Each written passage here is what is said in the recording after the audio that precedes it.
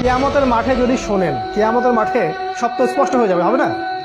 কিয়ামতের মাঠে যদি শোনেন এই করোনা ভাইরাসটা মানুষের সৃষ্টি করা ভাইরাস, অবাক হবেন না। আপনি অবাক হতে পারেন, আমি অবাক হব না।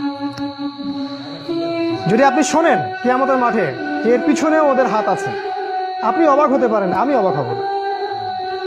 সামনে এমন প্রযুক্তি আসবে যা দিয়ে এই আকাশের মধ্যে, এখন টিভি দেখেন আপনারা, আসমানকে টিভি বানায় ফেলবে তারা। আকাশের দিকে তাকাবেন, অনেক কিছু দেখা যাবে। সেখানে দেখবেন একজন ব্যক্তি এসে বলছে, আমি মাসিহ, আমার আনুগত্য করো। বাংলাদেশের মানুষ ল্যাংটা পীরের পিছনে দৌড়ে না? আর যদি আকাশে এরকম কাউকে দেখে যে বের হইলো এবং বললো যে আমি মাসিহ, তোমাদের ত্রাণকর্তা, আমার আনুগত্য করো, জান্নাতে চলে যাবে, মানুষ কি মনে করছেন যাবে না?